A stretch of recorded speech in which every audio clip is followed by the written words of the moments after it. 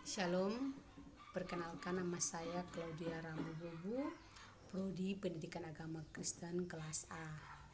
Di sini saya akan menjelaskan riwayat hidup singkat tokoh-tokoh dalam sejarah gereja.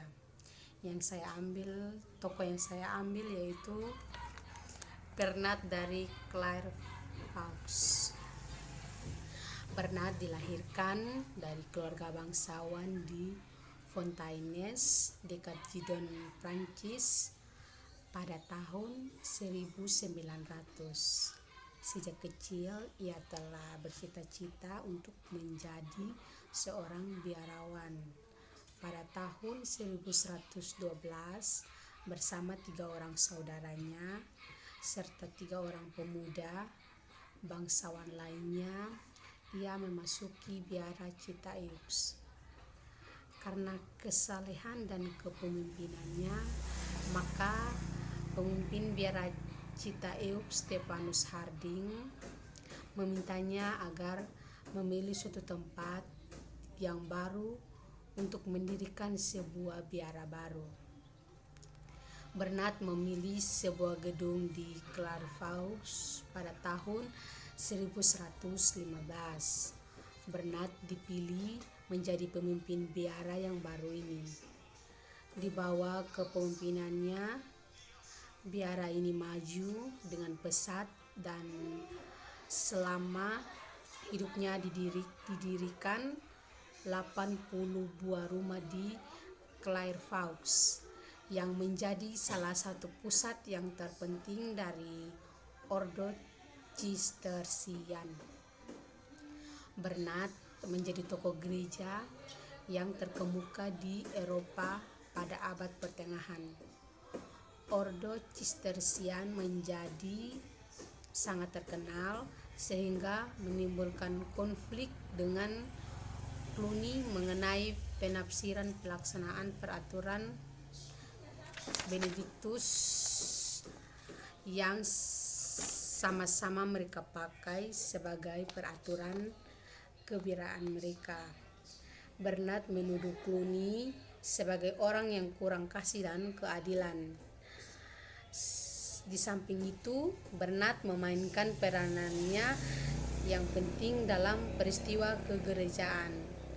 Pada tahun 1128, Bernard menjadi sekretaris Sinode Troyes. Dalam sinode ini disahkan peraturan bagi Ordo Kesatria Templar yang disusun oleh Bernard.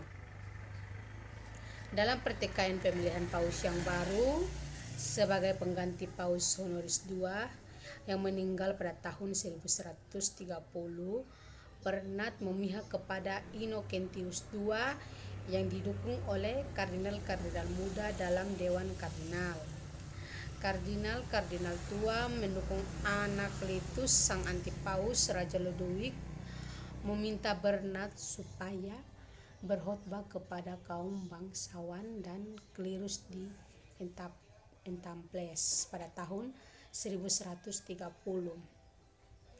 Demi menolong persidangan memutuskan paus mana yang akan diakui oleh Prancis. Bernard memuji-muji Innocentius II sehingga Prancis mendukung Innocentius II. Atas jasa-jasa Bernard juga, Paus memberi hak-hak istimewa kepada Ordo Cistercian. Kejayaan Ordo Cistercian tercapai ketika seorang anggota Cistercian menjadi paus, yaitu Paus Eugenius III pada tahun 1145. Bernard juga dipandang sebagai seorang yang sangat gigih melawan ajaran sesat.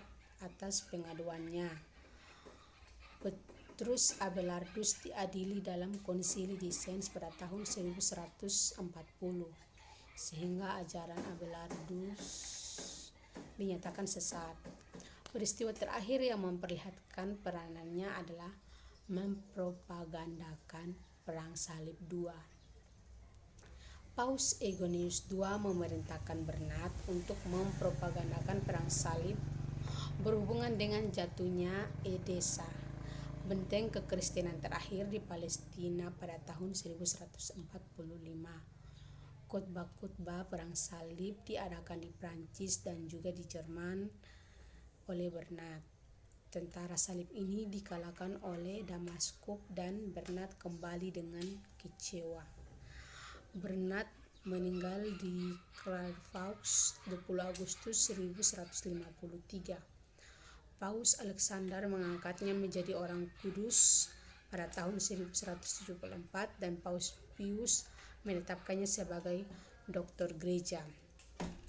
Tulisan-tulisan Bernat yang masih tersisa lebih dari 500 buah. Khotbah-khotbahnya tentang orang-orang kudus dan berhubungan dengan tahun gerejawi melebihi 100 buah. Bahasa khotbahnya sangat indah sehingga menarik sekali. Bukunya yang terpenting adalah De Gratiis et Libero Arbitrio, yang artinya rahmat dan kehendak bebas. Dalam ajarannya, Bernat sangat menekankan kasih karunia Allah dan usaha manusia dalam kerangka pencapaian keselamatan. Bernat dari Clairvaux adalah seorang tokoh mistik terkemuka pada abad pertengahan. Namun mistiknya merupakan mistik Kristen, yang berarti bahwa ia tidak begitu saja menginginkan persatuan antara manusia dengan Allah seperti yang terjadi pada mistik secara umum. Ia mengajarkan bahwa jiwa harus mengarahkan seluruh perhatiannya kepada Yesus Kristus yang sedang menderita sengsara. Untuk mencapai kesatuan dengan Kristus, jiwa harus melalui 3 tahap. Yang pertama, mencium kaki, kedua tangan, dan ketiga mulut Kristus. Arti yang pertama, bila melihat Yesus Kristus, jiwa itu akan menyesali dosanya dan bertobat.